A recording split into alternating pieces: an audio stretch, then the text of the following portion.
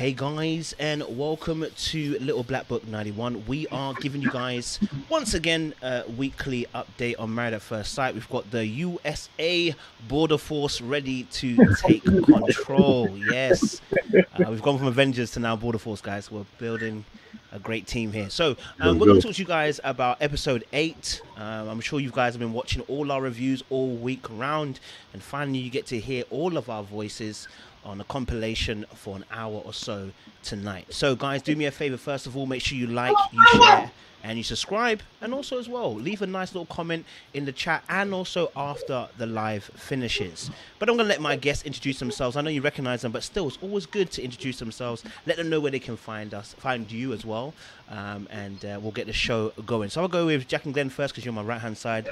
If you can introduce yourself. I know I've said your name, but go for it.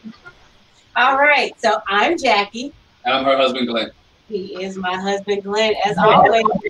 And we're from the Jack and Glenn channel. We're from the Jack and Glenn channel. You can find us on Instagram at Jack_Glenn. You can find us on YouTube at Jack Glenn. You can find us on Twitter at Jack_Glenn. Just make sure you hit the subscribe button, that bell notification, so you don't miss any of our reviews. Beautiful. Thank you, Jack and Glenn. August Live, Starry. I'm Artika. I'm Tommy. And we're on everything as August Love Story except for Twitter because neither one of us has time to tweet. I hear you. I appreciate that. Stephanie Lee, welcome to the show. Good to see you as well. I know I've said your name, but if you could introduce yourself as well and where they can find you as well. Hi guys, my name is Stephanie Lee. I'm a therapist relationship expert. You can find me on YouTube at Successfully Me, on Instagram at I Am Successfully Me, and on my website at IamSuccessfullyMe.com. Love it. Thank you very much. And Talisa. Yeah, sing my name. You know, I like when you sing my name. Every time you introduce us, I always want to sing, what's that song? The Dream Team is here. No, never mind. Forget it because the tune is out of my head. I am Talisa Ray. I am a lifestyle coach. You can find me everywhere at I Am Talisa Ray. On my website, it is Talisa Ray. Just put in my name, Google me, and I should come up. Beautiful stuff. Beautiful stuff. Great. So I've got you all together this week, which is really, really good, which means we're going to have a whole host of different opinions about today's show. Now, we did a live on Thursday night, and who we didn't speak about was actually Bree and Vincent. So I'm going to present that to you guys first. I know we saw them on episode 8.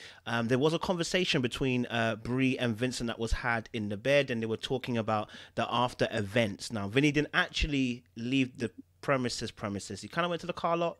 Suddenly remembered that he left something behind and went back. I think he left his sensors behind and decided to come all the way back. So we're going to discuss Vincent and Bree and what your guys' thoughts are on where they stand in the relationship at the moment, and what you feel about the events that happened in the show. So if I go first, I'll go with Talisa because since you're the last person to speak, I'll go with you first. Oh yeah, girl. Oh yeah, girl. Let us know your thoughts on Bree and Vincent and what you thought about their situation on the show at the moment. Did you see me when my eyes get big? Because I was like, oh, I'm first? Okay. So I am really glad that they had a conversation. First, number one, that Vincent did come to his senses and decide to come back in the house, because all he was doing, of course, was, building a greater wedge between them. So I'm glad that happened. Look, I'm in my mind trying to remember because I didn't bring my notes to sit in front of me. But one of the things that came up for me was still he's not vocal enough. Like she still, she was open, said, explained to him why she felt that she was confused about what was disrespectful, and he still wasn't open enough. And one of the things that he said was, I don't feel like I have to constantly tell somebody when they're being rude.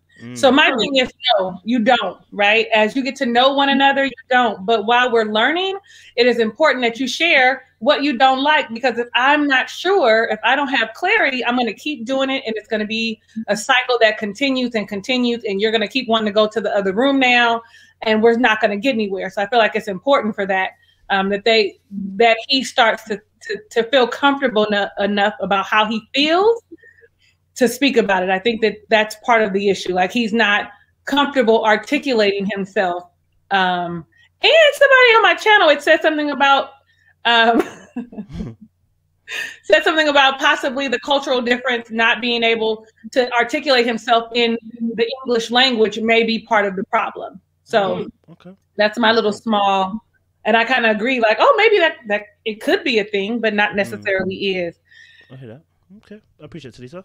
If I get Stephanie, your opinion. So we're talking about communication, then, since we're going to build off what Talisa said. Communication, Vince. Oh, she's come back. She's here. She's come back. Yes, Stephanie. Sorry, you just popped off for a second. So we're talking about obviously communication here, and we're talking obviously about Vince's, I guess, a difficulty in being able to communicate. He's feeling something. Or having an emotional reaction to something, but he's unable to communicate how he's feeling to Bree. So I just wanted to see if you can get a bit of an insight from your perspective in terms of maybe why he's struggling to be able to communicate in communicating with Bree. Me? Yes, Stephanie. Okay, all right. So I think it stemmed from like what he was not providing when he was young. So we know that Vince has romanticized ideal of like marriage and love and what so desperately is seeking, and so he's trying to create that, but he's trying to get from a place of imagination and not necessarily being a mirror or anything, whether that's doing the same or the opposite of what he's seen. And for some reason he pulled back what he feels, and he hopes that she responds so he would respond. Think that the friends of this episode were like the MVP, because if you have that are involved in your marriage, which I do not, advise heavily at all, you might have one or two that you seek counsel. They really have to be about the marriage, not necessarily just team you. And so his friend held him accountable and saying, listen, like you don't need to expect what you would do. You can't expect her to be like you. Personally, I think Vincent is too sensitive. I think he's like romanticized this whole experience to the point where it's not like realistic for him, which is why he's struggling. Like, she should have come and helped me. Now Bree, yes, she needs to soften her edges. We've seen her be like direct in a way that could be rude, but I feel his buzzword disrespect.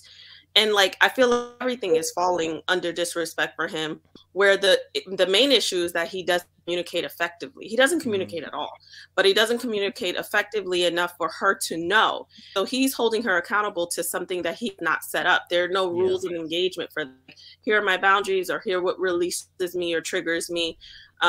So there's a lot, but I feel it really stems from what he's lacking, and he wants this thing to be perfect. And it's, it's really insecurity also. He wants to present beautifully, and it's not. And instead of like turning it around and, oh my God, I spilled the champagne, it's like the whole night is ruined because he's not this suave guy.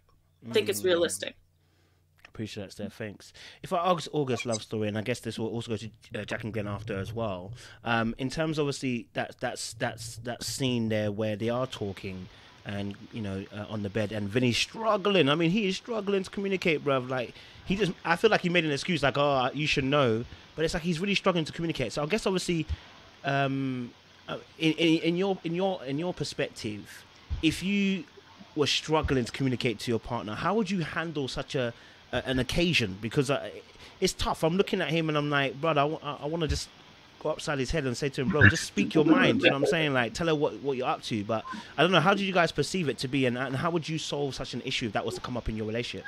The way I would handle it, or the way that I would think to handle it, is to directly say, this is what bothers me. And if I can't think of a sugar-coated way to say something, I'm just going to say it how it comes up. And you just have to receive it whatever way you receive it. It may be mean, it may be, you take it however you want to, but this is how I'm feeling directly. So it's no misunderstanding of what I'm trying to say. You know what I'm saying? And I think that's the biggest problem. Like everybody has said, his communication issues. There's a communication issue with him and how he expressed things and what he's thinking. Like the friend telling him, like, hey man, you overreacting. You finna go home because of, she said whatever she said. I don't remember what she said per se, but the fact that he was telling him, man, you can't do that. Like, you're overreacting at this point. you know, he just has to get better and get adjusted to communicating with her. Like, that's the biggest thing that he's gonna have to do. And I don't think Bree, like, we've seen where Bree could be like mean and just straightforward with her things, but I don't think it's a on purpose thing. You know, I don't think she's like directly trying to be malicious to him or talk down to him. It's just how it's coming out. It sounds brash, but hey, it is what it is. So, I mean, yeah, I would even go as far as saying that one of the things that Vincent needs to do is figure out exactly what it is that's triggering him, instead of just saying it's disrespect. If you can identify what that particular trigger is and how that trigger makes you feel, and then articulate what that trigger is to her, I think that that can solve a lot of it. Because it's not just that she said classic Vinny, it's the feeling that he felt when she said classic Vinny. And he needs to be able to articulate that better, to say, hey, it's not that I said it's classic Vinny, because putting on your shoes every day could be classic Vinny. It's something that you do every day.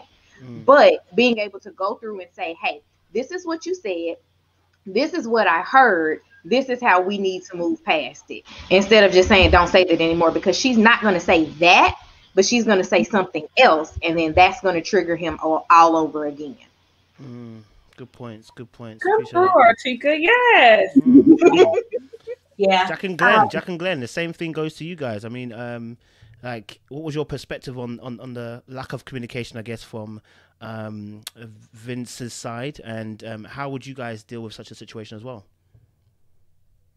Well, I was going to say, just like Artika, you know, be able to say and articulate, this triggered me because XYZ.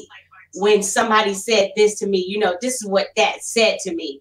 And then even what Talisa said, it may be a cultural thing, you know, not being used to communicating my feelings like that, speaking to, addressing my feelings, and also dealing with a woman like Brianna, you know, because honestly, I mean, she was joking, maybe, and she's got kind of like a dry sense of humor with that. Like, sometimes, like, me and my husband, sometimes, like, he'll joke with me, but it looked real serious when he's saying, I'm like, I don't know if you playing or not, you know, and it's not necessarily a laugh after. It's like, he's not going to get that this quick in.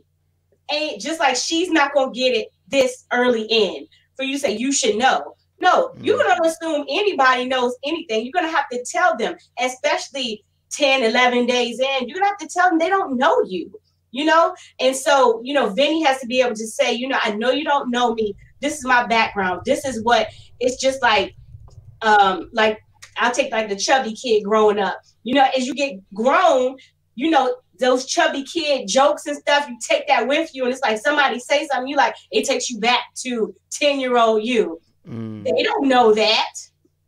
And they might not have been anything by it. So you have to express that to them. And I just want to go back real quick. I said anyway, I was like, I was praying in Vinny. I was like, I prayed Vinny had enough sense that he did not leave. And man, my heart was so good. I was like, oh yeah, he didn't leave. He got to the parking lot and was like, you know what, this is dumb.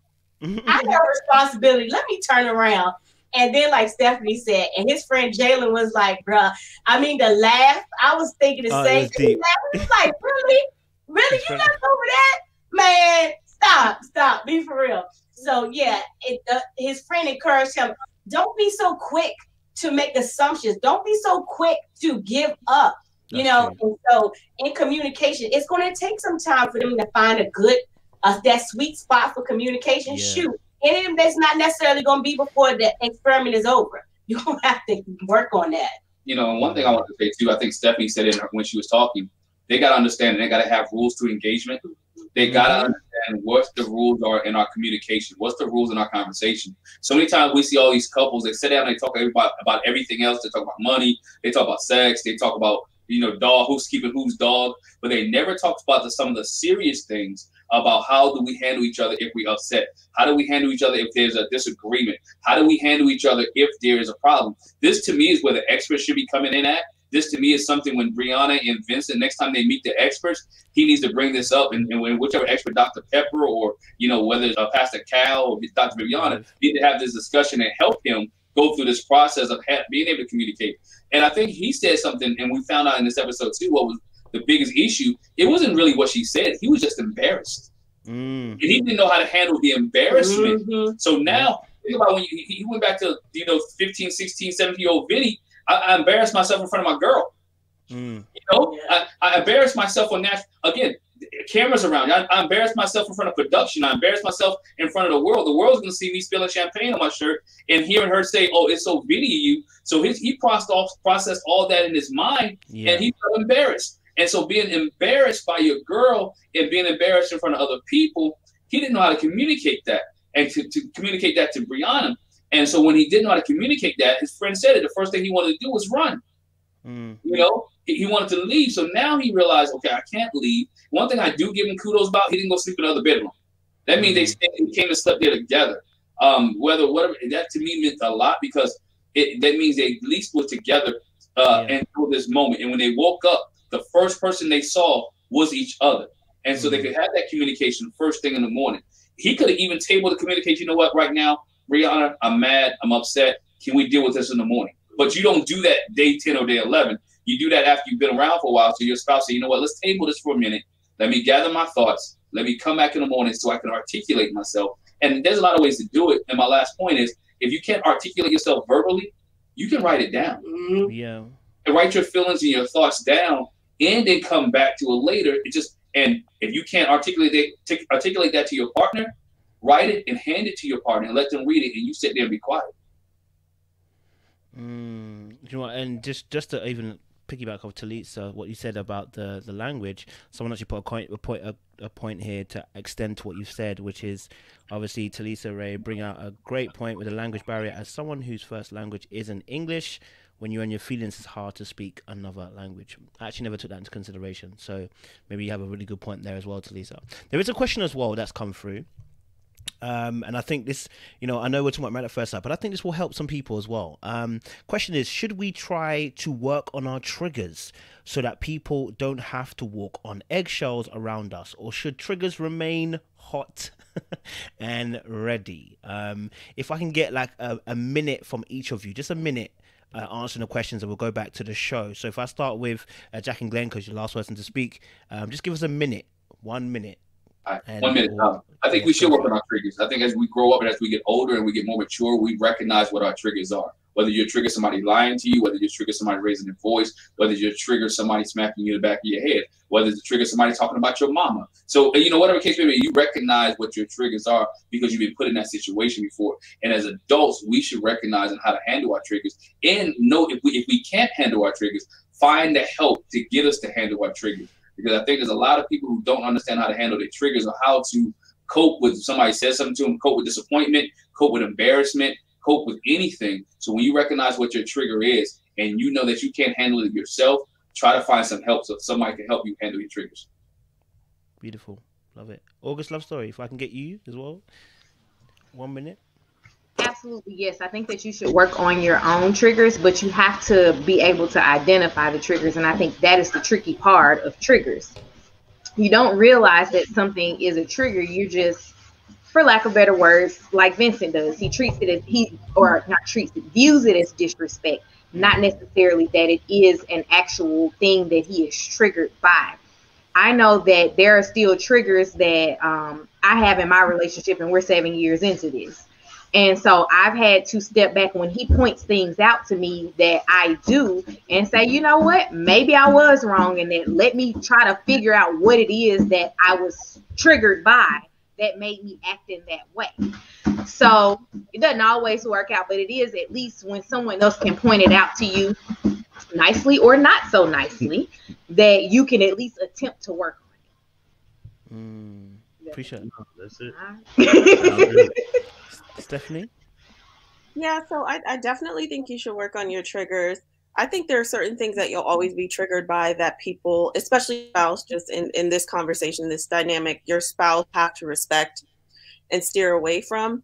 But there are also triggers that you need to work on and find a way to work through, because it's not the person's problem. Like with this thing, Rihanna and Vincent, like it's Vincent being sensitive because there's some impurity there based on something in the past. And now this current person is paying for this trigger that is being projected on them from like 20 years ago. And really some of these triggers, you need to get over it. Like it's not that person's problem to have to kind of skirt around your triggers all the time. So that to me is the most important thing. Like there's certain things that, yes, people have to be mindful. For example, somebody in the army, yeah, they might be triggered by certain that never go away, but certain things that happened years ago, you have to work through them and mature and move on. Good points. Talisa, should we work on our triggers? Yes, we should absolutely work on our triggers. Just to kind of piggyback on what Stephanie said, triggers are part of some trauma that we have had in our past. Whatever that trauma is, little or big, something occurred that made you react in a particular way. And so with that being said, in order to work on your triggers and to deal with the trauma, you have to know yourself. So you have to take time and really be by yourself and understand what it is that moves you in a way that upsets you. Because when we say triggers, we don't think about triggers being happy thoughts. We think about triggers being things that upset us, that make us go off. So we have to really take a look at ourselves. Who are we? Why am I in this space? Is it something that someone else has someone else's issue that I've grown attached to? Your friend getting to something happened, it's an abusive relationship, and he used the word "be" all the time, and so now you're triggered because your friend was triggered, right? So is it something that you're holding on for yourself, or is it someone else? And then someone said something in the chat that was really important. The people that trigger you most are those that you are closest to, those that you are intimate with. They know exactly what buttons to push, and though Vincent and Bree aren't there, they will be, right? So I know my mother upsets me. Like she can say 2 words and I feel like I'm going to go to the left. And I instantly say, you know what, Mom, I'm going to go ahead and go. And you always running. Yes, it is for the sake of our relationship because I feel away, right? So if we know ourselves and what moves us, even if it's just the feeling, that feeling that rises when you get ready to get triggered, we're able to say, you know what, I'm going to take a deep breath and step away for a moment because I'm triggered. And now that I see exactly what this is and how often it occurs, I can work on it. I think I went over my 60 seconds, but I'm sorry. Okay, no worries. I appreciate you. Oh, okay, cool. So, I know Bree and Vincent had a very short segment anyway on the thing, because it was just between that conversation and then obviously him talking to his friend. So it was quite a short one, but I appreciate you guys' thoughts on that. Obviously, we had Eric and my best friend Vodka on the show, and she's truly earned that name now because I was stunned. The girl went on a wedding bender. And 4 days she went away for, and she came back drunk and still came back to party again. Okay, I was concerned before. I am majorly scared now. Like, do you know what I mean? But how did you guys take the conversation that Eric had with the best friend? Now, I'm sure probably production got involved, but if we take that aside, how did you feel about that particular conversation, and was it a correct kind of conversation to have? Should it have been the friend coming to him to talk about it? Should Eric have pulled him first? Because there's all sorts of dynamics in this particular situation that could have gone left or right or whichever way you see it. So what are your thoughts on that situation of Eric and Virginia and the best friend situation? I'll go August first.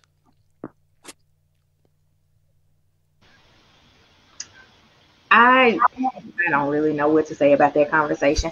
I felt like it was more so of a let's try to get you guys to be cool with me spending the night at this guy's house. He's never going to be cool with it. I don't see the point in them doing, like, in that particular conversation happening, because as her husband or as a husband, I don't see him ever being okay with that behavior at all. And I mean, rightfully so. But I'm not married to Virginia, so I don't have a dog in that fight. But I think that was pretty much what they were trying to do, was just put it together to say, hey, this is my friend. You should be comfortable with my friend. So when I say I'm going out drinking with Cole, this is Cole. You know Cole. He's okay. And it's just never going to be that. I think that conversation didn't get to the root of, and they probably did talk about more, but I don't feel like they addressed that issue with directly saying, hey man, why has I don't want I was finna call the girl Vodka. What is her name, Virginia. man? Virginia. I don't want her to be sleeping over your house. Like, how, just directly saying, hey, how do you feel about that? Because all of us know, like, that's the wrong thing for her to do. Like, you get drunk and you need to, you call me. Here I come. I'm your knight in shining armor. I'm your Superman. I'm your everything. Here I come to save you. Even though your friend is there, even though y'all been friends for a very long time, you're married now. That's it. It's your husband, wife, and then everything else. So I just feel like that conversation, and it's probably more. They might have talked about it, but I just feel like they would. They just need to. The conversation didn't go where it needed to go. As far as that part. So. Okay. Yeah. All right, Talisa. Well, when he pulled him to the side, for me, it felt like Virginia had talked to him previously and said, listen, this is what's happening in my relationship. He is not going to let me spend the night. I'm not going to be able to hang out. I'm not going to be able to do what we normally do on Thursday, Friday, Saturday, Sunday, because he made a point to say, it's blah, blah, blah, blah, blah, blah, blah, blah, blah, blah, all five of them. And this is what we do on a regular basis. It was as if he was talking to him to coax him into saying, you know what, this is regular. So get used to it. And don't try to control Virginia. Don't try to control her, because if you do, then it's not going to look good, because this is who we are and this is what we do. And you can't come in between that. And so I recommend, let her have her way. That's the way the conversation read to me. And I feel like it was inappropriate. I feel like, well, let me not say inappropriate. Had it been Eric asking for his advice, he probably could have shared it, and it would not have felt so, I don't know, scripted. So, you know what I mean? It didn't feel so rehearsed, like this is what we sat down to talk about. And you can see visibly, was it Cole or was it Lane, whichever one, that he was a little nervous at first when he started talking, because it wasn't his conversation to have. Yeah. It was him telling Eric from Virginia's point of view, right? And so I also feel like when we talked about having the conversation, Tommy, when he said he should have said this is what she wants. At this point, Eric, I feel like, should have said, well, I don't mind her going out with you guys occasionally, right? But what's off the table is her spending the night. Like at this point, and he should have brought Virginia into the conversation, just so that it could be had and there is no misunderstandings, that this is where I stand. So I don't know. I definitely feel like Eric, though he shares with everybody else how he feels, he's not sharing it in a way that, in the language that Vodka or Virginia understands, right? He's not sharing it, because we got love languages, but we have languages on how we communicate. And so we have to think about, are they understanding? Am I speaking on the level that they understand so that they can get what I'm saying? And I think he needs to figure out, how do we do that? Because she's a mess. And the one thing I remember when he said, he said, I got everything. Most importantly, the beer. I thought, come on, Virginia. The beer, seriously, that's the most important thing. The beer. How about put that food in some nice dishes or something? I don't know. That's my own pet peeve. Y'all don't invite me to your house and we eating out them cartons because I'm clowning, okay? Just so we know. It's clear. Oh man, I love that. Jack and Glenn, and then we'll get Stephanie on as well. Jack and Glenn, go for it. I like what you said about the fact that, the conversation really could have went left. And I think that's probably why Cole was a little nervous too, because I agree with Talisa. It probably wasn't. Virginia set the whole conversation up, because he even used some of her words like, don't be so controlling. He's using words that she said, that he's heard her say before. And so you know, Cole was nervous coming in because, again, they don't know each other. Maybe Eric would have felt some of that energy that he brought to the table with Chris and be like, well, I don't want to talk to you. Who are you to tell me whatever? He might have, but I think he caught him in a lull where he knew it wasn't going to be like that, but still Cole was nervous. But I think, yeah, it would have been better for Eric and Virginia and Cole to have the conversation, because I'm not married to you, Cole. That's nice. And then, like you said, Eric should have said, you know, that's cool, because I noticed that too, how he was like, it's not just me, it's not just him, it's the 5 of us. We always hang out. So what that mean? Y'all having an ORG, you know? That's what would make you feel better. Maybe the 5 of y'all. Slewed. This is not, no, you know. So it was like he was trying to build it up, like it's not just us, trying to build the case for, you know, it's okay, she can stay. But, you know, I feel like Eric could have stood up in that moment and say, well, you know, I don't mind y'all hanging out, but no, it's no spending the night, because Virginia really needs to understand that. And I'm sure we've all experienced this. When you go into your marriage, not that you lose your friends, your relationship with your friends changes. You can't hang out with them as much because you're trying to build with the person you're married to. You're trying to get to know this person. And the more time I spend away from this person is the more time that I don't get to know them and get close to them. You know what I'm saying? It's almost like not an interference, you know, good or bad. It's like an interference. Yeah, real quick, one point I want to add with that is this, you know, even though all 5 of y'all hang out, guess what? When you got married, you didn't get married. He didn't marry all the 4 of the people. He married Virginia. And I guess she has to understand that he married her. And so now if you want to hang out with him, that's cool. But guess what? You wouldn't want me to stay at my 5 girls' house.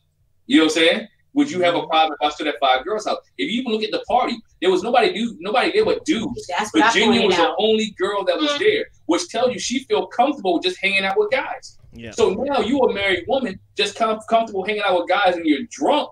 Anything can happen. Again, it's my job, the responsibility to take care of you.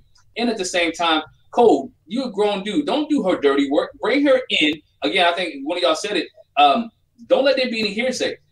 Eric, if you want to be a man in front of her and say, guess what? Here's what I expect. Cole, I want you to understand this is my wife, and I expect her, if she's drunk, I expect you as her friend for this long to make sure she gets home safely and not sleep on your couch. Whether you call her an Uber. Matter of fact, Cole, here's my phone number. So if Virginia ever gets sloppy drunk around you, guess what? I need you to call me. So Eric had an opportunity to set boundaries with Cole in Virginia right then and there, and I think he missed the opportunity to. I hear that. Stephanie, I'm guessing you're also joined by your husband. Is it Edmund? Yes. Am I correct? Yes, I got the name right. Hello, Edmund. How you doing? Welcome you got to it right. Conversation. We have some tea and crumpets together afterwards. Yeah. I'm ready for you. Don't worry. Welcome to the conversation as well, Edmund. Thank you very much. So what are you guys' thoughts on the conversation between Eric and his Virginia's friend? What was your kind of thoughts around that conversation? And and also as well, is that something that you would expect to happen in a day-to-day situation in a relationship where the friend would come and pull your hubby to come have a conversation about being okay with you sleeping on a couch? I don't know if that would make So I feel bad for Eric because Virginia should have never been. Virginia does not want to be married. She wants a 6th member to party hard with and get drunk with. Jeez. That conversation for me was like, you know how your mom would say no to you? You send your friend, you're like, go ask if I can sleep over. Yeah. You know, so it's like, I've talked cash trash with my friend and I'm going to send him to go talk to you. Virginia I'm just trying to imagine myself in that situation. But the reality is, like, who she is allowed that, because I would never make anybody feel comfortable enough to go speak to my husband on behalf of me about some foolishness like that. So I think the whole thing stems from the fact that Virginia really did not want to be married. I don't know what she thought this was. I don't know if she thought it was Married at First Sight. Just kidding. But She just really wants to party hard. That conversation should have never happened because you can tell that she's been complaining to a friend about him and he overstepped. But once again, Eric could have set boundaries and he didn't, because I feel like Eric is going to explode because you can keep you see him every episode saying this is how it should be. This is what marriage is. And I think that he can get a little preachy. You know, I feel like he does have he's very regimented in a way that could be a little off-putting. I feel like he is so scared that something that could go great is going to get sabotaged by her. Like she will undo what could possibly be. And so that's why you get this real anxious energy from him where he keeps saying, this is what needs to be, or he keeps bringing up concerns because she's not in it. She's not in it like he is. And I think they did a disservice to him, somebody who's been married already with her, you know? Yeah. What do you think?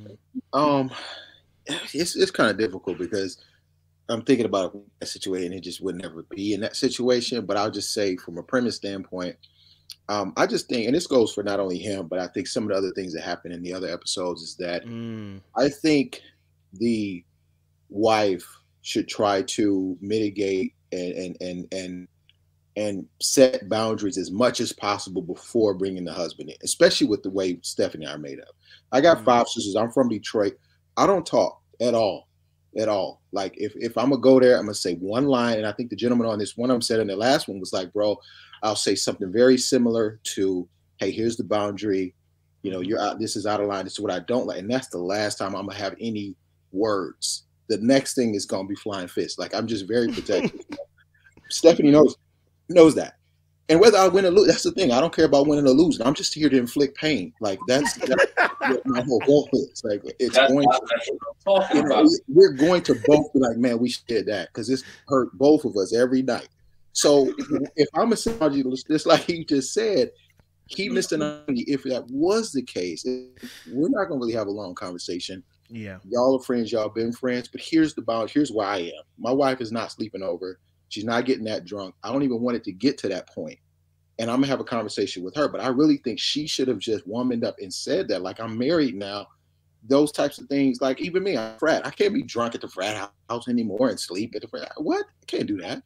You know, so if you, and she's new into the marriage, but I think there can be a limit on how long that lasts. And if you have to go through the friend to say that, like, bro, man to man, this can't be forever.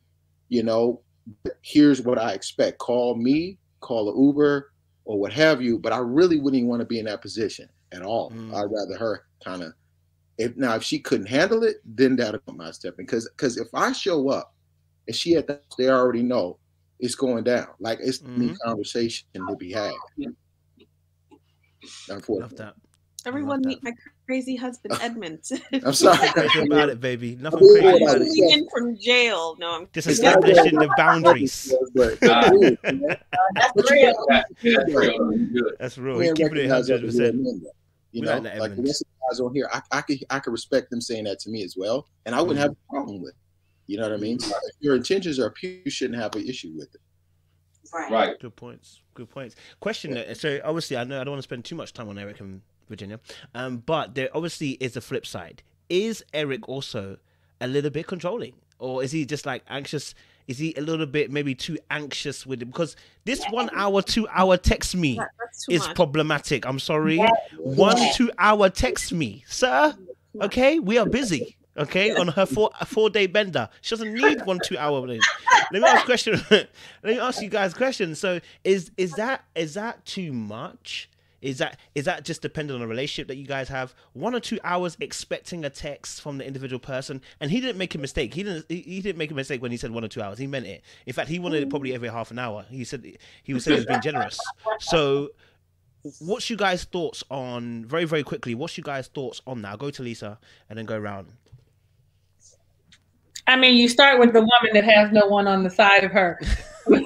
Me and you both. Like, you know what I mean? Like, hello. Me and you both, baby. Me and you both. Don't worry. We're together. Okay, so listen. Single together. So the thing is, for me, it was too much. Right? You know where I am. Even when I was married, there was no way I was going to call him or have him call me every hour, every 2 hours. That's ridiculous. Like, I can't even enjoy the festivities of the wedding for you calling and me have to say, oh, yeah, no, I'm okay. We're just doing shots. Oh, we're going, you know, to have brunch. Like, it's too much. He is a bit over controlling, overbearing. It's a lot. And I think a lot of it has to do with, he thinks that she's so gorgeous. He's so smitten with her youthfulness. And so he really wants her to be with him because for him, she is a true, so to speak. Now, I don't agree with that. Like, I think, I have my own opinions about aesthetics, but I also feel like she's not ready. They're in, like he always says, they're in a boyfriend-girlfriend situation. And that's what it comes off as versus a marriage. But he is all of that to go back to, yes, he is very controlling. That one calling every hour, every other hour is too much for anybody. Anybody. Even if we are clingy and have to be together all the time, even that is still too much when we know that I'm away and I'm doing a specific thing that we've already discussed. But again, I'm a widow. I'm over here by myself. What do I know? One of these married people won't tell us something. Don't wait till this. Your point is valid, all right? We got you. Stephanie and Edmund, very quickly, 1 or 2 hours, is that too much? Is that just honeymoon phase type of energy? 1 or 2 hours? Just very quickly, what your point is? Too much? It's too much. They have to meet in the middle, and that's the thing. Communication is key throughout marriage, but definitely at the beginning, especially with this. She's so far left, he's so far left, she's so far right. They just need to say, here, this is what I'm willing to do. If he every 1 or 2 hours, which I think is ridiculous, then, and she says, I don't need that. So maybe let's check in. If I'm on a trip at a wedding, like, let me live. Maybe let's check in a few times a day. You got 24 hours, like a few calls, and that's good. I don't think he needs to bend to him because he's so insecure. But I definitely think that she does need to be flexible. I'll just say quickly, I just think that I'll just use the motto of seek to understand before seeking to be understood. And when I do that, I think that Eric comes from a family of a pilot and another pilot in traffic control, et cetera. They're used to communicating every hour to talk about safety. I mean, that's his life, just like a police officer is used to being authoritative. But I think they're boundary, like, look, you're not flying. We're not in the skies. Now, him checking in before a flight and afterwards, total sense. But her, I don't think so. I think they need to just have that communication. With his dad being a pilot, I think he's just used to that. I love that. Good point. Because I was saying 1 or 2 hours is crazy. I love that. Yeah, it is. August. August, give us your point of view. I always thought Eric gave dad vibes when he talks to Virginia. like I just keep forgetting her name slipping my mind. But nah, he talks to her like she's a 6-year-old that just got her driver's license, and it's like, hey, don't wreck the car. Come back at a certain time. You got to do this when you get in the car. Let me know where you're going and stuff like that. And I get why, but it's not. It's unnecessary. She's 26. She's grown. At the end of the day, so you gotta like, hey, you gotta go with it. I'm in a relationship with a grown woman. This is not my child, and I'm gonna treat her like a grown woman. And so I think that's where his controllingness goes. I think it's too much what he's doing. Like, hey, every hour, 2 hours, text me. Like, if Artika leaves, hey, let me know you got there. Let me know if you need anything. Other than that, have a good time, man.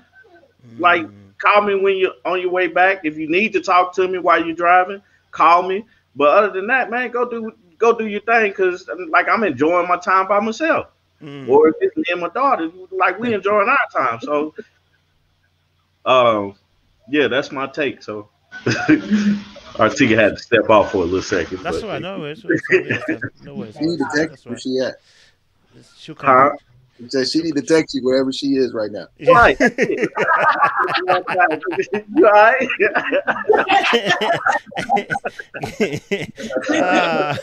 That's a good one. Jack and Glenn. Well, when you started the question, when you asked, was Eric too controlling? At first I was like, no, but then I forgot. Yeah, this 1 and 2 every other hour thing. I'm like Tommy, let me know when you get there. Let me know when you leave. If you in between riding in the car, we can talk. But I don't expect you to stop what you're doing to give me a call.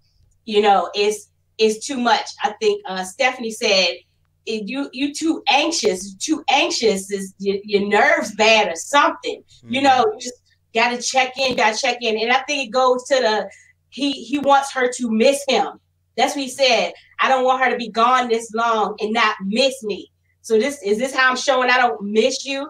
No, that's too much. That's too much. Just too much. One, he's needy.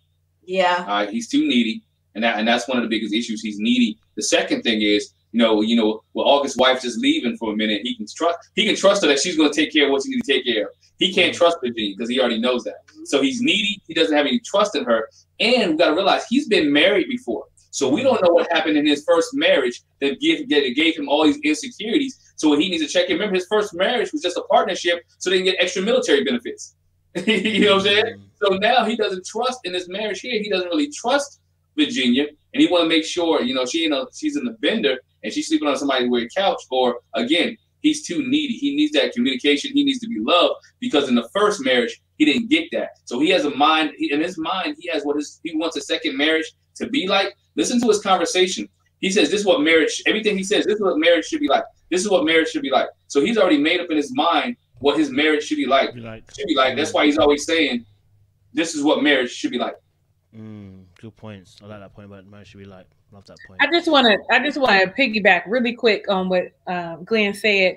My question always is, what are you using as your measurement of marriage? Is it your parents' marriage? Is it some ideal that you made up in your head? And I always think that every time he starts talking about what he knows how marriage is, I'm all like, well, who told you that? And your first one didn't work. Did you reevaluate the first one to see what went wrong in the first one to make sure the second one and you're not repeating the same patterns? Like, that was such a good point. I just had to throw my little pickup opinion. Yeah. No worries. I respect it. There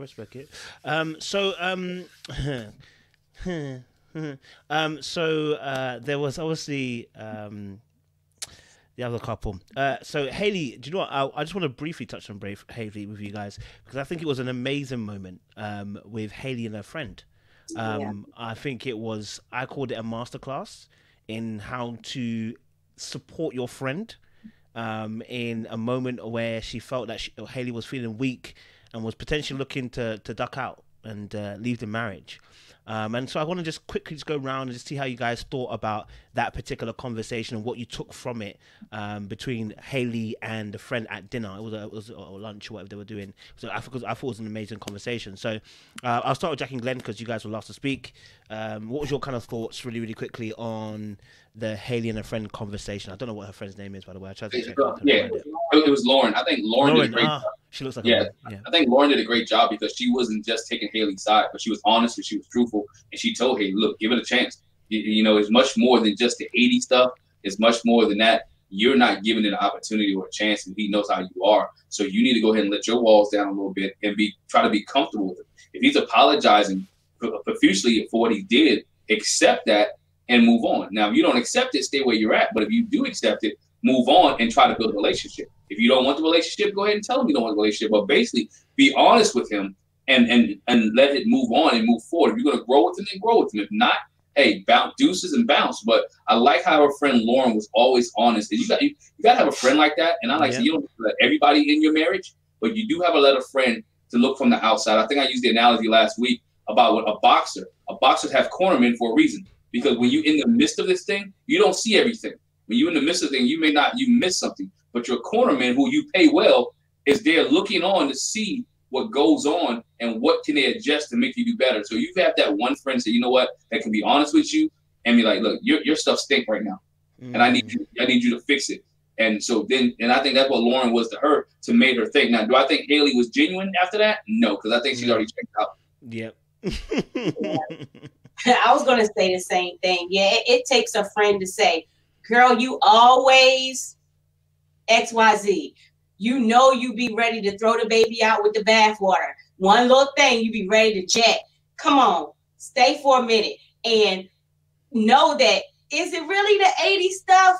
It's something else. Try to pull that out of her. Like, it can't be that. Almost like like Jalen did for Vincent. Like for that, you gonna leave for that. So Haley, Lauren was there for Haley to be like, no, think a little bit deeper. It's not just that. What else is it? What else is it? And can you get past it? You know, give the man some grace. He's apologizing. He's apologetic. So, work with him from here. Help a brother out. But if you done, you done. But give it some time. I think our pastor said that this morning. So somebody tell you got something on the back of your head. You can't say, I know my head. Ain't nothing on the back of my head. When the person is looking at the back of your head, you can't see the back of your head. So they're telling you, hey, look, I know how you are. Come on, girl. You love to throw a boyfriend away, man. He tied his shoes wrong. You like, I can't do it. I cannot do it. No. That's the trash to be out. I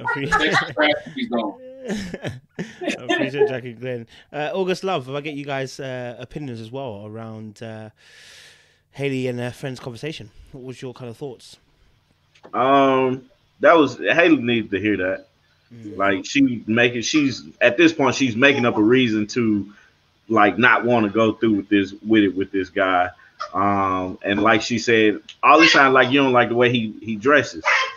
I mean, her job in the like, I ain't gonna say her job, but something that she can actually do is help him dress better. If that's what you don't like, assist him with dressing, because I can tell you right now, like a lot of guys can't dress until that lady come in their life and they be like, well, what if I wear this? Or a lot of girls can't dress and the dude come in their life and they be like, man, I don't think that look right on you. You know what I'm saying? So if that's the biggest issue, give it more effort. Her friend telling her, give it more time, give it more effort and stuff like that. So it was something that she needed to hear, for sure. No, absolutely. I agree. Haley was reaching with, I won't say reaching, but she was picking out the wrong reasons and not identifying what her real reason is for why she does not like him or whatever her disconnect is. Because we can get over graphic tees. We can get over neon lights. Like you tell him, and he mentioned this on Unfiltered, if you give me a room in this house that I can trick out as an 80s room, you can have the rest of the house. I don't care what the rest of the house looks, but I have to have this nostalgia for whatever reason up until he's 8 years old. In this one particular space in the house. So I think that she doesn't want to admit what the actual reason is behind her not wanting to be with him. And her friend saw through it. And she said, okay, well, if these are the reasons that you're saying it is, you can move past both of those. Let's get over it and move on. Like, you don't want you to be the reason that you have a failed marriage because he's trying and you're not. I love that point. Love that point. Stephanie Lee and Edwin, what's your guys' thoughts? So I like that her friend held her accountable. She was basically like, okay, all I'm hearing is this. But I'm as over Haley as she is Jacob, because Jacob is he's quirky. He's definitely a unique guy. He's nice. He's trying. He's genuine. And I think she's arrogant. I think she thinks more of her than she is. And I also think that she has never had an adult relationship. So she too should have not been paired, because the last relationship she had was 7 years ago. She's 28, which means it was a 21. And you only think adulthood is 21 when you're 21. But when you're more individual, like all of us on here, you know better. Her issues are her. It's not the neon. It's not the 80s. There's a reason why these continuing patterns of having a few dates, because her friend said that for the matchmaking, having a few dates and then shutting down or finding a reason and never being able to sustain a relation or be in a relationship for the past 7 years. The problem is you. It's not his graphic tees. So, I don't think it's going to work out, because I think she is checked out, but I'm glad she has those friends. But she has to be willing to listen to those friends too. Otherwise, it'll be the next guy, and whatever issue comes up with them, they might hold her accountable. But if she's not really willing to look in the mirror, then she's going to find herself the same continuous roller coaster. I just want to know, Steph and the rest of y'all, do y'all think it had anything to do with the bedroom action? Because I mean, Kind of went downhill. I'm just curious. That's what he said. That's what he said. Last week I called it lazy doodle, and that's what she got when she didn't like it. You might have, you got it down. I thought you might have been singing a different tune. I don't know. You can look. You can pass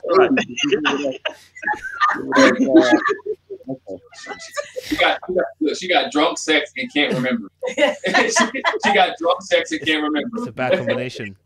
And she ain't trying again. She's not trying again. Yeah. Oh, she remembers. It wasn't any good. That's what she remembers. I didn't say that. The question, quiet. We on mute. I'm done.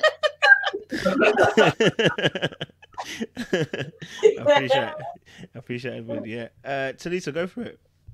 So I'm all like, everybody needs a friend like Lauren. Everyone needs a friend who knows you well enough to know that what your triggers are is that you don't like somebody and you run, you don't want to put the work in.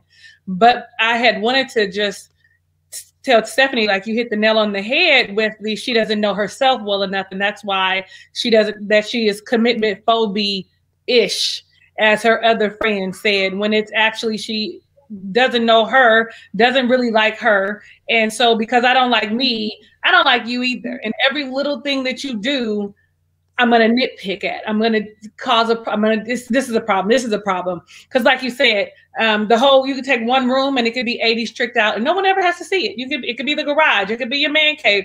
No one has to see it. And he doesn't dress so bad, but it is more than just the way he looks, right? I mean, more than the dress itself. She's not attracted to him aesthetically, period. He's probably too bulky for her. It's the perspiration odor that he has coming out from the steak and eggs. It's the, it's a plethora of things that makes her not like him. Like it's this and this and this. And her friend, though, was like, this could be good for you. You need somebody that is stable, which Jacob, it seems to be stable. And he's not really boring. He's just an introvert and not really comfortable around people to be able to talk. And if you give him a chance to open up, then guess what? He's going to show you a different side of him. And you're his wife. So like you guys said, I can change the way you dress. It's easy. Because I can say, oh, babe, you look nice in this. I think you look nice in this. Here's this. And he's going to be like, oh, she think I look good. So I'm going to wear it. Ego. Let's stroke it a little bit. I'm cooking dinner. So guess what? With dinner, I get to add some vegetables. And then when you think about the intimacy in the bedroom, listen, you got to know what you like to help them out. And so sometimes you need to give them a little direction. Have a conversation about what it is that you like and what I need in here, because listen, you're not doing it.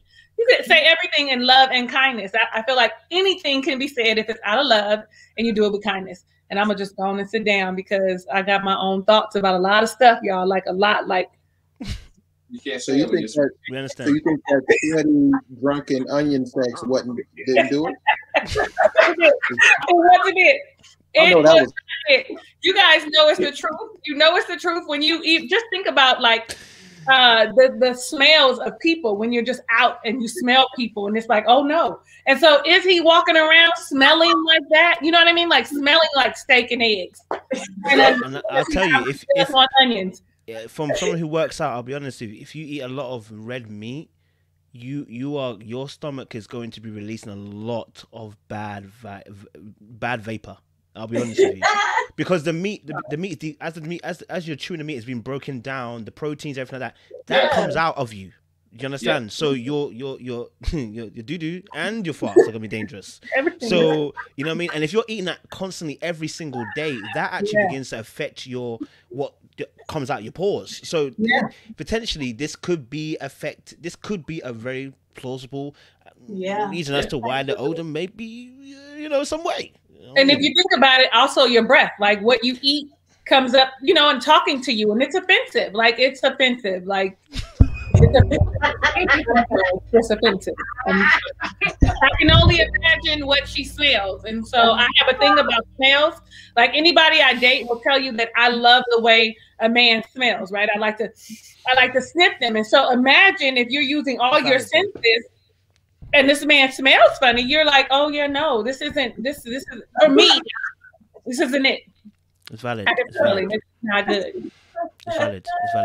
I can rock with that. It's valid. Yeah. Because of time, we're gonna go straight to Chris and to Paige. Because I know you've been waiting for this. Obviously, Chris and Paige, we got to see them on our screens. This episode 8, and as always, it goes down with a bang. But especially this week, we got to see some real fireworks. So what do I mean by that? Well, Chris managed somehow to get his ex-fiance, who's also his mother of his baby, to also come and have a conversation with his wife, okay, on live television, okay, so on Married at First Sight. So there's a lot of things that were going on at once. So I want to get you guys' thoughts on that conversation. What are your thoughts on the Paige and the Chris scenario? I'll go with Jack and Glenn first. What is your thoughts on Jack, on Chris and Paige and Mercedes? Sorry, I should say. I mean, at first, for real, I was like, Paige owes them nothing. You owe them nothing. You don't have to sit down and talk to them. You don't need to sit down and talk to her. And I said, now, our review, I was like, I feel like when she talked to Chris and she was like, let me pray about it. Let me think about it. I think she came into that meeting because she prayed about it. And the Lord was like, I'm going to tell you, meet with him and do it just like this. And that's why she came out. She came out, them guns blazing. That's what I like to think. I'm not saying that happened. But, but she didn't owe them anything. I will say this. She said something that struck me. I was like, why are they dressed like that? And then Chris was like, I'm at the end. I'm ready to go eat. I'm ready to go read my Bible. I'm like, so y'all going to eat together? This is a setup. And then for him to be like, oh, the conversation didn't go like I planned it. Almost, let's go back to Virginia and her friend. So you had this scripted, and you had Mercedes like, I want you to say this, this, and this. But guess who you didn't give the script to? Paige. I'm not getting ready to say what you expect me to say. And she didn't. She didn't. She was like, because you can see a couple times when Mercedes look was like, oh, what am I supposed to say now? Oh, I hope she wasn't supposed to say that.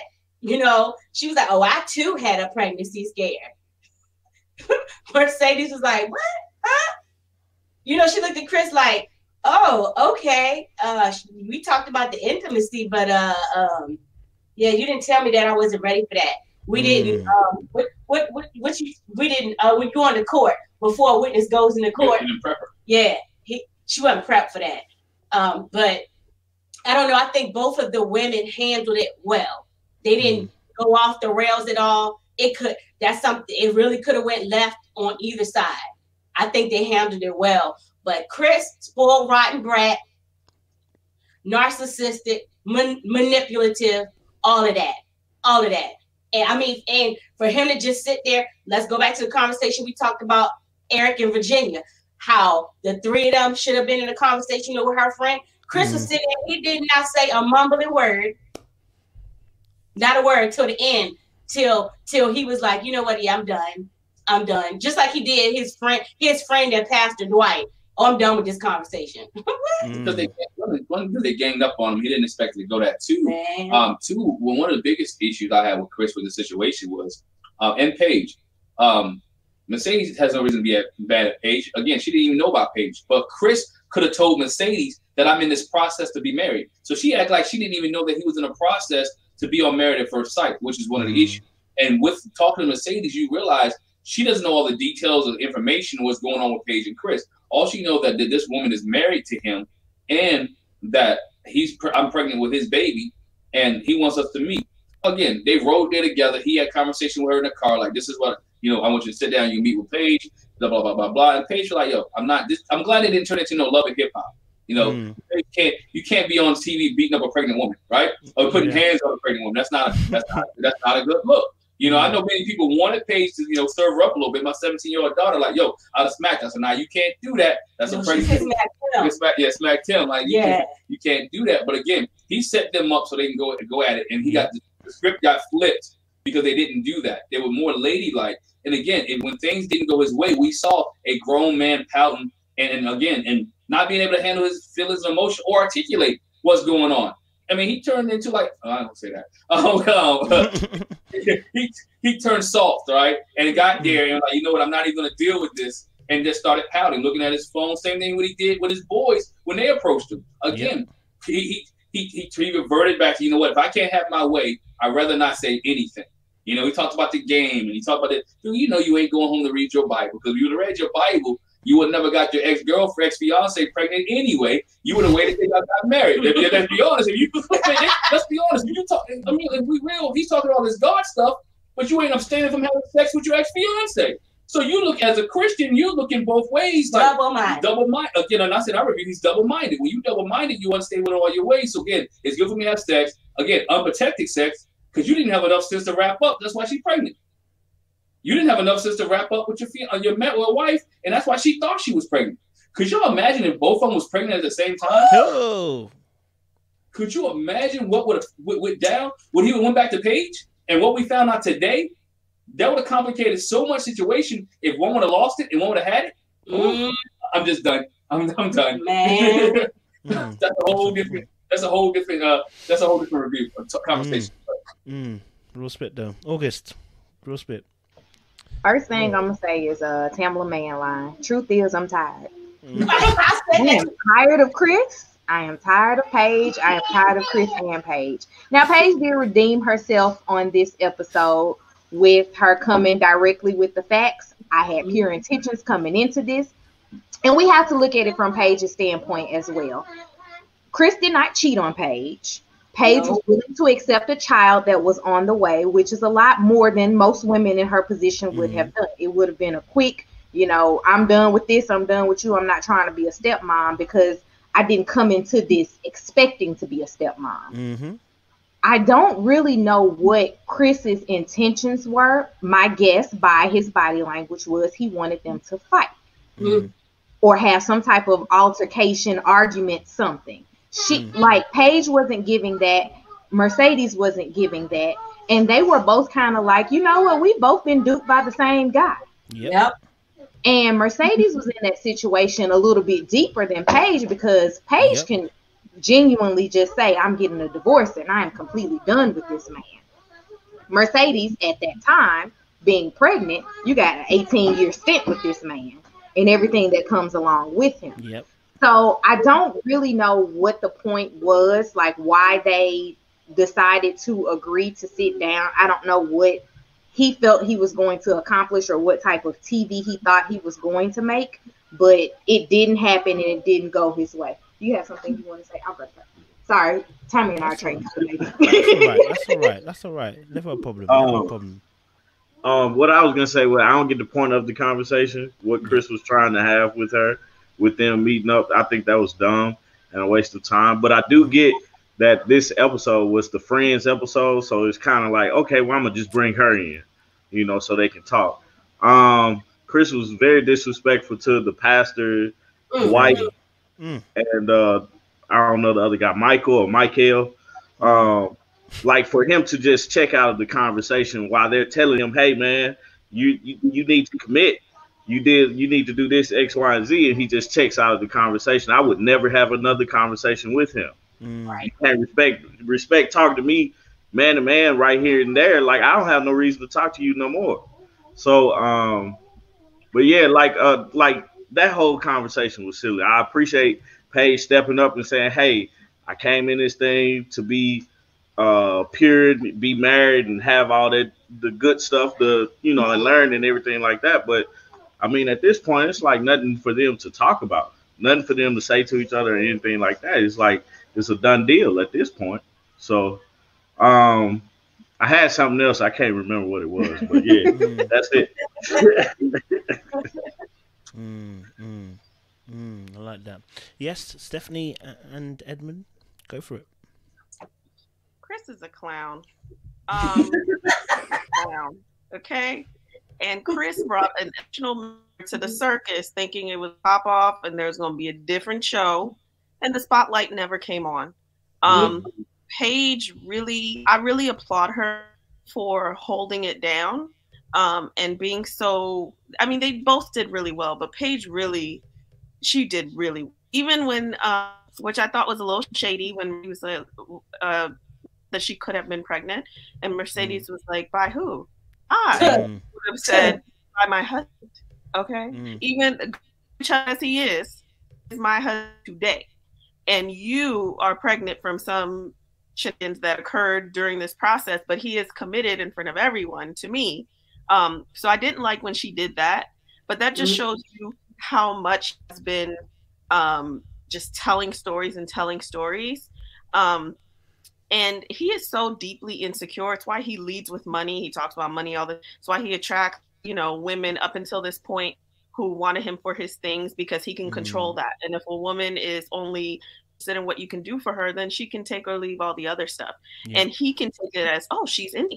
She's not into you. She's into what you can do for her. Paige really, even her body language, her affect into that conversation was like peacocking in a way. She just was so much lighter, and she felt like she really did understand and finally believe that she deserved better, because she knew it, and you saw that in these episodes, but she was struggling. And I think it's because she's like, this is going to be, so technically I'm married, so whatever, even if he's dragging me in the mud, because this might result in me staying married and it not being a divorce, when that's the best thing. Fortunately, the way it happened, that's the best thing for them. But I think that conversation was meant to make him feel good. It was meant for these two women to come and argue, you know, over him, which often happens. Like, a lot of women miss the fact that they're not committed to each other. You're committed to this one fool over here. But they turned it around and they had a conversation, and they almost clowned him, because even Mercedes, child, I don't even know if I'm going to be bothered with him. Like, that's absolutely not happening right now. So not only did they not argue, but they taught him like in a way that didn't make him look that great, which he isn't, while he was there. And of course he always does. He threw tantrum. So he had, again, impure intentions with this conversation, and it didn't work out, just this whole marriage. That's what I think. Chris is so, man, he's so child. That dude soft as baby food. I mean, dude is so there. He tenderoni. But the thing about him, I got a couple bullets on this whole situation. Number one, I think he brought Mercedes in because he's like, yo, I'm on TV, want airtime. You know, I really, that was the whole MOB. And then the other is, I got a different take on why I think he even said that. I think Chris used to have his cake and eating it too. And I think Chris wanted his cake and his cookies. And I figured he wanted to find a way. How can I get out of here clean with both of them in a way, or at least some type of way in my child and still raise the family. I really think if Chris was a long time ago, he would have just had a, like, really, I feel like he would have that life if they would go for it. So that was another thing that I thought was there. The part where he said the Bible, I really don't like when people use the Bible like that. I really just, because he's talking about, I'm gonna get my Bible. Well, that book actually reads you. So that's the only book that reads you back. And I don't think you would like what you would actually see. And speaking of, so you want to read the Bible, but you don't want to listen to your pastor. Come on, brother. Like, really? Right. Your pastor. And like the brother said, like, he's around a pastor maybe because he's got more peace and forgiveness, but that would have been the last conversation ever. You know, look down at me. Like, what type of man doesn't look another man, number one? Then you're going to say the conversation is over. Like, bro, okay, we done, period. And I think what needs to happen with that young man when he storms off, people need to not follow him. I didn't like when Vince followed him. He should just go there by himself, and that'd be the end of it. So used to being a baby. He's a little mama's boy, so soft that it's terrible. And then with Paige, I think she handled it better than most. I kind of wanted to see this, I don't know, maybe a little early in this whole scenario, but I'm glad it's better late than never. So I'm glad she stood up for herself. And hopefully we don't see any surprises moving forward and her, you know, forgiving him. This is not where you want to be Christ-like. So I think she needs to lead that forgiveness. Let God forgive him and you stay doing your thing. So I think that's just my take on the whole situation. And I just hope it gets better for her. And I hope she finds a good dude. Kalisto, what are you telling me? So, first off, when he called and said, you know, I wanted to meet so that we can have clarity, my first response was, so there was fog and smog and you couldn't see the forest for the trees, but now it's pretty clear. I don't need to have a conversation with you. It's clear that you want a divorce. I don't have to give you that. But because I'm on the show and the producers, you know, I'm going to pray on it. Okay. But the producers had a lot to do with her decision. Okay. And so she decided to go ahead and have this conversation. And she did. She was very much so full of grace and poise. I commend her for that. I wish, because this is who the woman I thought she was when we first met her on day one. I really wish that this woman showed up on day number 2 or day 1 at night, because she was very articulate. She stated the facts. She said what it was. And on top of that, she was under the tree. She was shading for real. Like, I'm ashamed to be like, yeah, I could be pregnant. Girl, we all know you're not pregnant. We all know you didn't have the lady didn't came. But he shaded her because, you know, he felt like it was necessary for you to bring your Instagram ex-fiance, mother of your child, as if it was going to be some type of beef, as if because we are aesthetically different that one is going to think the other isn't beautiful. I really felt like it was like I'm gonna show you what I like. Like I wasn't attracted to you, but this is what I like. And in my opinion, I just feel like, you know, Paige leveled up compared to, in the comparison for me. Okay, it's just my own opinion. And in addition, I just thought that like Ed had said, when he said he thought that he was going to have a different outcome, that he was giving them the polyamory option, the multiple love option, that they were going to go ahead because Paige had proven to just go along with what he said. And I'm sure that's what Mercedes does as well. He just figured I can integrate the two and we can be a triad and be fine. Now listen, to each their own. But come with that up front, that's what you want. Don't go under the pretense that you have pure thoughts and pure intentions and you want to be married and you want to build this family with me, and don't do it. Just find 2 people that are going to be okay with a triad and go with that. Like, nobody's going to judge you. I mean, some people will, but it won't be me if that was what you wanted to do, right?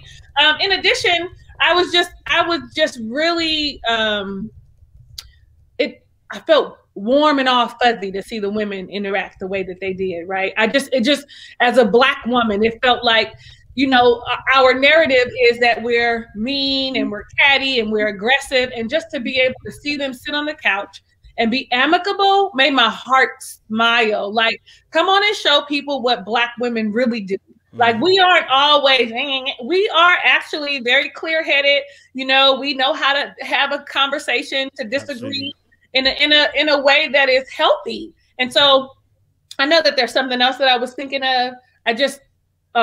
The whole piggyback on, I think all of you said how he was immature with the pastor and Michael, and with the ladies. The moment things in every situation, even when he was telling about the 6 weeks and the people weren't, she's 6 weeks pregnant or whatever, anything that was opposite or opposition to what he wanted, he got an attitude. He detached himself. He became very dismissive, and you became less important. If these people had agreed with him, he would have felt like he was winning, you know? So I think that's it. I think, you know, I don't think I have anything else. I had so many thoughts going in my mind, though, while y'all were talking. Like, oh, all of this is so on point. You guys are so amazing. And just give you your flowers while you're living. Can I say this real quick? Amazingly, we watched with our teenage daughter, and that was one of the first things she says. She said Chris was wanting some sister wives. I thought that was the fun. So for y'all to say that, I was like, girl, stop. Ain't no sister getting ready to be no sister wife. He is a fool. But that's the first thing she said. Chris think he gonna get some sister wives. Like, they gonna all match. Nah. That's not getting happen. And I agree with Talise. I really did feel like, I was like, yeah. And they checked him. You know, Mercedes was like, you're being rude. You're being rude. Like, fix that. You know, I appreciated that. Did anybody feel like this was a unified effort, though, by Chris and Mercedes against Paige originally. Oh yeah, definitely. I thought when they came in together, you know, even though they came in separate times, we all know, you can all tell that they came together, that they was unified, that she was there, you know, based off of him. And again, we don't know what he told her prior to being there, but when she got there, she made her own decision for herself. Like, this is not what I thought, you know. So when Paige started talking and having a conversation, you can see where Mercedes started to change a little bit, and where she started to say, you know what, this young lady is hurting, or this young lady's articulate, this young lady, you know, why am I mad at her? I don't even know her. I know Chris, and I know what Chris is telling me, but I don't know her, you know. And so I think, at first it was a plan, but as the conversation started going along, it's changed. I want to go back to something that Evan said real quick, you know, especially with the pastor situation. Dog, this is not only your boy, but this is your pastor. So he has a twofold. This is your boy, and this is your pastor. And again, if you ain't listening to him as your boy, but you remember his flock, you should be listening to him as your pastor. As much as religion he talks, as you're kind of a worldly dude, man. As much as you can, you're not even respecting him as a person, quote unquote, the watchman over your soul. He's giving you some advice to protect your soul, and you're not even listening to that. So, like I said, like you guys said, if we're boys, that was the last day we'd be boys, because you ain't listening to nothing else I say. We're done.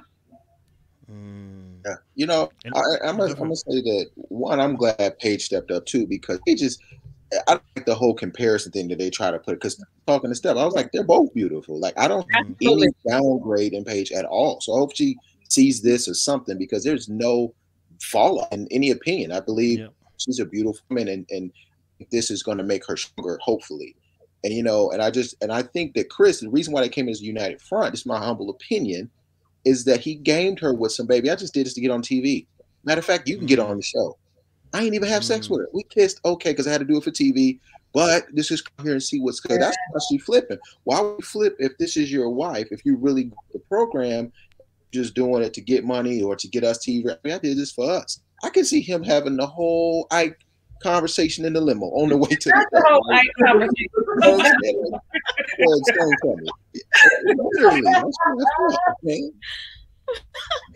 Man, if y'all don't see Ike and Chris, man, y'all. Yeah, it is. That boy one drink away from David Ruffin, man, I swear. Yes. Okay. Anyone else with a burning point? I want to say that I do feel like they came in as a collective, like, you know, staggered, but they were a collective. You could tell in the way that they were dressed. In addition, I felt it was, I don't know, maybe I was overseeing things, but she walked in holding her little belly, her little 7-week belly, you know, to show that I'm the mother of his child. Like, you know, in somewhere in her mind, I have something that you don't, and he's going to be with me, until she sat down and had a conversation. And the first thing out of her mouth was, I don't have any ill will towards you. And I thought to myself, but why would you? And why are you starting off with that? Because if you didn't have any ill will, you would not have to vocalize the fact that you didn't have any ill will. So why start the conversation off with that? But fortunately, Paige did some soul searching and did talk to God, because she was very much receptive. Centered, right? In that whole, I don't know. After they walked in and y'all look jazzy after that. Yep. I don't know if I would have been so, you know, gracious. Like, I don't know if I would have had that much, like, poise and, you know, cool and kindness. I don't know. I'm a bit inside, you know, I'm a bit passionate. So I think that it would have come out and they would have gotten what they wanted, which was love and hip hop, married at first sight. Like, I would put my hands on her, but I definitely would have told them something. They would have been bleeping all the words that I could come up with out of the rainbow, because you're trying it. But I'm glad it turned around. So that's to the credit of what you just said as well. She started off saying, I don't have any ill will towards you. And then Paige was the one that started talking first. Paige didn't orchestrate this meeting. Why do you have to be the first one to start speaking? What do you have to get off your chest? You don't know anybody in this situation, because you don't even know Chris at this point. No. So why are you starting off being the one that's like openly vocal about everything and saying your part? Like, that just doesn't make sense. Right. Chris is the one who should have started the conversation. Yep. Exactly. Because he is the middleman. I got you pregnant, but I'm married to you. Let me explain myself. Yes, and let me tell you why I want you here to have this conversation, because I still don't understand the purpose of the conversation except for you wanted a triad. So I don't know, like I don't know. Yeah, because there's absolutely nothing else that we need to talk about. Like and you told me you want a divorce too. What are we talking about? I'm not gonna be in your baby's life. Man, Chris orchestrated this conversation, so he was looking for her out. He didn't like the girl. Yeah. He didn't want to be married to her, so he's looking for a way out. So he told, what's her name, Mercedes, something. Like, I don't know what he told her, but he told her something to get on the show just to make him look good. He's going to his pastor saying, hey, this is what's going on. Hopefully they be on my side. And when he saw everybody else was like, no, like the gang was shut down at that point. He's like, I'm shut down. I'm done. You know what I'm saying? You being rude to me. Like, brother, man, you need to see what you like. We did, like, I'm being rude to you because I called you on your Google. Right. Like, come on, brother, man. It's the game is over. Just be truthful with yourself. It's okay if you don't like the chick. You know, get to know her for these 8 weeks and then be done with it, or just quit. Just be like, I'm done, and I'm sorry. You don't know her. You don't owe her anything. So, hey, man, I'm just like, that's all that was. I feel like that whole conversation was a way for him to come into the situation, them talk, and him look good by saying, I don't want to be with you anymore. He thought he had the upper hand. Yeah. Not Stephanie, you want to say? To the point of Paige being the one to start the conversation, that's really reflective of her pure intentions, because they have an agenda. And so they were waiting for somebody to kick off the circus. And Chris didn't do it. Mercedes, you know, she knows, but she doesn't know what she thinks she knows. And Paige is so desperate to get some closure for real, because she is the one who's been most traumatized by this whole situation. Even Mercedes, I mean, you lay down, you had raw sex, then it's not a surprise that you are pregnant. So like for everybody else, Paige is who truly is kind of trying to almost walk in the dark and like feel, okay, how did this happen? How did we get here? So I think that's why she started it. She really wanted something out of the conversation, and the other two were just there for whatever they had set up. You know, you said that I was here for pure intentions too, and you're having sex 6 weeks prior. I mean, that didn't make any sense. But then number two, you never told your fiance or whatever, your ex-fiance. So how could you be in pure intentions? And then I feel like it's just spineless as a man for you to sit there and bring two women together and not lead the conversation. Right. And man, like, okay, so here's why I call. It could be if I called a meeting with 3 guys, I'm like, hey, bro, I called this meeting. Because like, why are you wasting my time? And I think we're just so used to like stepping up. She should have been like, okay, Chris, what's good with it? Why are we here? You know, what's the point? But I think he thought they were going to chum it up. And I think he was done with her in every high level, but I think he still wanted the boom boom. Absolutely. Yes, for goodness and mercy, it was good to him. He wanted that goodness. He wanted that 50 Shades of Grey style. He right. I don't want to really be married. Like, I just because if you notice, he tried to go back up that night. He talked to her, but she ain't back up. I still think he called her after she left. I do. Yeah. Thoughts, but I think that's what he really wanted situation. But you know, hey.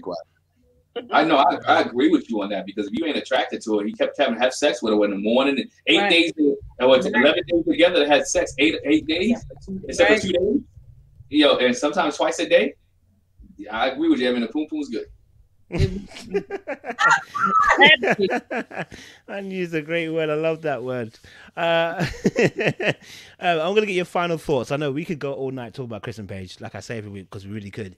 But if I can get your final thoughts, he said the poom poom was good. Yeah. So, I love it. So if I get your final thoughts, just a quick roundup, and then we'll end the show that way, guys. First of all, before I even let you do this, please, guys, if you're watching, we have almost 500 people here. Please make sure you guys are following these amazing panelists. Okay, they are also YouTubers who are reviewing great content like myself. Okay, so make sure you guys follow them. Their names are on the screen. Go over to their channel. Make sure you like it, you share, you subscribe. You know my motto, my equations, guys. Okay, but I'm gonna let them go their final thoughts. Final thoughts, guys. A minute long.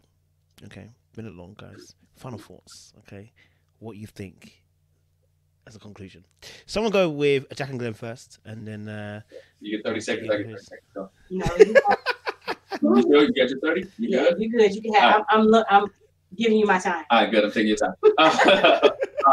Make sure you subscribe to Jack and Glenn, which is on YouTube, Instagram, Jack_Glenn. Also on Twitter, Jack_Glenn. We just dropped a new video today talking about miscarriages.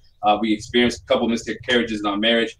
We know what's proud thing about Mercedes. So we talked about our experiences, and we didn't, bash Chris. But I think one of the issues here that we have, and not only Chris, but even with Ryan, sometimes the men here are not vocal and they don't know how to communicate that we saw so far. Some of the men, only one that's really been know how to communicate as a man in these episodes really has been Jacob. If you look at it, Jacob has really been the one that stepped up and been able to communicate. Eric hasn't been able to communicate. Brian hasn't been able to communicate. Chris definitely doesn't know how to communicate. So you've seen that. And so when Jacob communicates well, but as a man, you should learn how to verbalize and communicate your feelings and your thoughts appropriately to your spouse and how to do it in an effective manner. And so I think that's one of the big things that I got out of these first 8 episodes is us as men learn how to communicate with your spouse, even if you need some help. Again, I think Stephanie said when we first came on, don't let I know they have a friend episode, but don't let every friend in your marriage. Every friend ain't there looking for your marriage to be successful. Someone might be like Cole and want you to sleep on the couch, but don't make sure that everybody's there. So you have to be careful about putting everybody into your marriage. Also be careful about how you let people chirp in your ear. And again, if you're a man, be a man. If you call a meeting, have conversation, discussion. And my time is running out. Make sure you subscribe to Jack and Glenn on the Jack and Glenn channel. Make sure you hit the like button and make sure you share with somebody else. And we appreciate being here each and every Sunday with these great people. Thank you. Man, like Glenn, I appreciate you. I appreciate you, Glenn. August Love, if I can get your conclusion as well. First off, follow us on Instagram and Facebook at August Love Story. YouTube as well. YouTube at August Love Story. Thoughts on Married at First Sight? Communication is the key to life. You know what I'm saying? The key to marriage is communication.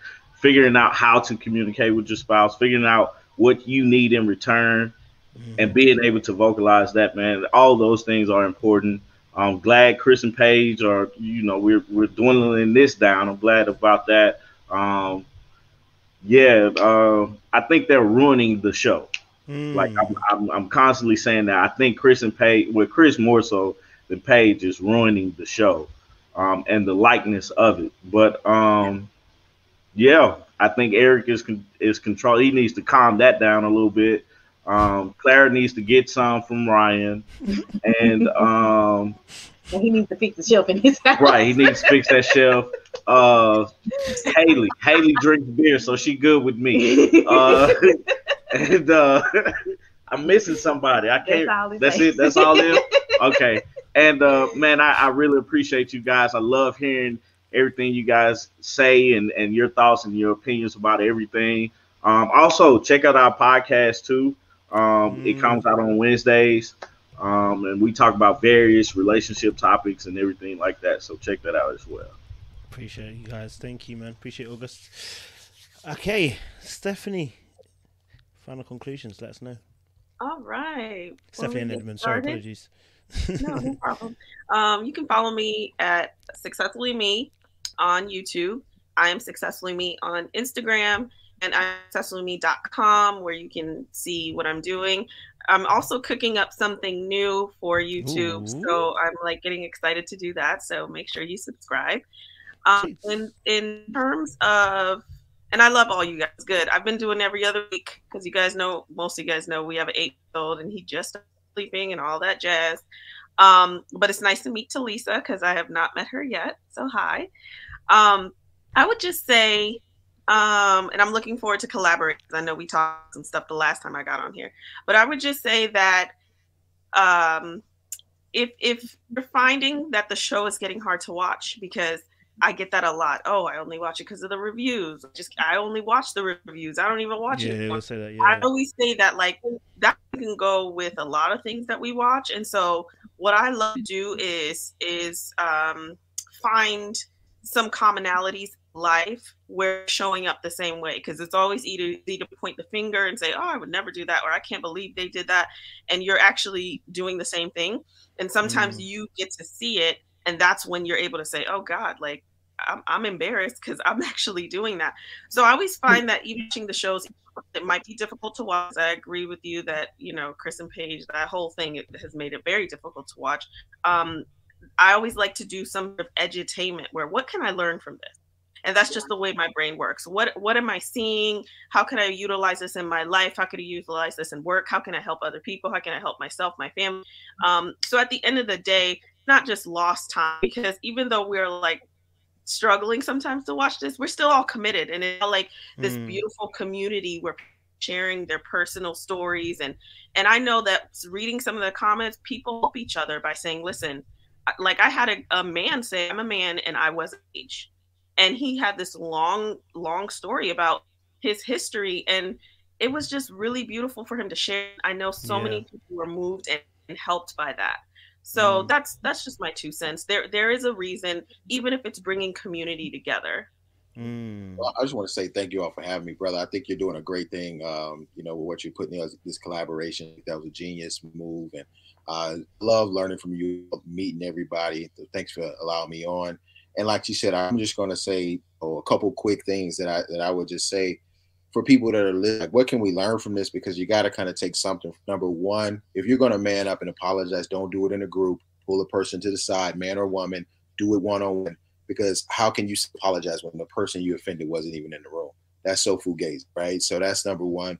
Number two, if you're listening in a relationship or you want to effectively communicate, just repeat back to what that person said or what you heard them say, because sometimes what they said is not what you thought. And so if you say, well, here's what I said, so I hurt you, I should be checking in, is that, you know, and that way they're like, no, that's not what I said. I've done it times. I didn't know what my wife said. I thought she's like, that ain't what I like. Me too. Well, I was about to have a whole apology set up for this thing you did not say. So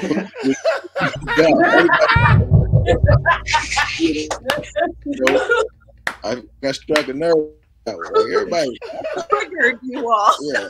They're like, man, I've been so long. Oh, that's a man thing right there. Well, damn. Okay. And the last is always seek to try to see where you were wrong. Where could you have better? How can you grow? Chris does the opposite of this. And if you go through the list, man, where was my accountability in this? And if you can't find it, then you're out. Because we always have some type of accountability. We either should have said no, stopped, you know, forgave and let it go. Whatever it is, we have to find where we can be accountable, and then set a boundary after. I think I forgot who said you got to set a boundary after that, and then if it happens again, then it's a problem. I mean, then my point of view is I always seek accountability and see where you can be better. Appreciate That's it for us. Appreciate it. And wait when Steph drops her new thing, y'all gonna love it. I can't wait. I'm excited. Y'all gonna love it. Appreciate that. Sure. Cheers, Edmund. Talisa, you're the final voice on this. I just want to I'm always so in awe after we finish, because you guys always bring some of the same perspective, but some different. Sometimes I look at something differently because of something you said, and that also goes for like our subscribers. Like, I'm always very grateful for every opportunity we get to share, right? So one of the things when I think about them all as a collective, I always talk about the 3 C's. And I think that each of these couples, minus Paige and Chris, they can learn this separately and no longer collectively, is communication, commitment, and compromise. Those are the 3 things that every relationship needs.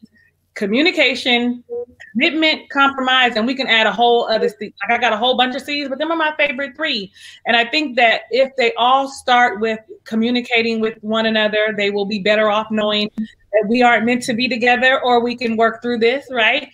That we compromise and understand that it's not just about me in the relationship. Now that I'm married, let me consider my spouse. Let me consider and see things from their eyes and hear with their ears and listen, and love with their heart. Like, see things from someone else's point of view.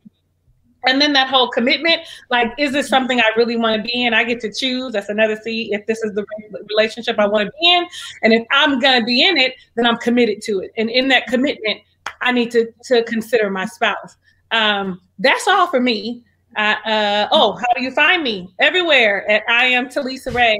On here on YouTube, I am just Talisa Ray. So just put in Talisa Ray. It'll come up like right now. Talisa Ray, subscribe, and the notification bell. I don't know why they didn't say that, but they all know that that's what you're supposed to say. And then share it with your friends so your friends come and like and subscribe, and they do it with their friends, and it just becomes a snowball effect. So I'm saying that for all of us, okay? Yes. I appreciate it, Lisa. Oh man, I love that, man. Thank you so much, panelists. Thank you so much for joining us again this week. You guys always show, and what I love is, that you guys always give us a good analysis and good deep perspective. You give us different angles, and that's what I really, really appreciate. You guys don't speak just about how I don't like Chris or anything. You tell us why you feel the way you're feeling and what you're seeing, and I think that's really important for anybody watching the show. And I think Stephanie and Edmund kind of touched on it, and a couple of you guys are touching it as well. Is that this show, okay? A lot of the things that we see on the screen are to actually help you. It's better to watch the train wreck than to become the train wreck. You understand? So if you can learn from them, it's so important to learn it.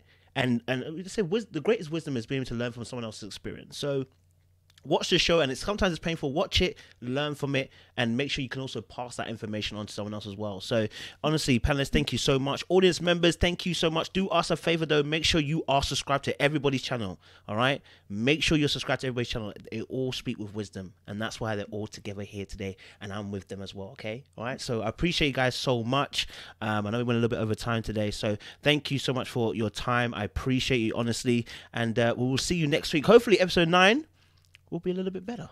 Okay. Hopefully Chris and Paige will not be in the same position as they were this week. But guys, we thank you very much. Like, share, subscribe again once more, and we'll see you soon. Stay hydrated.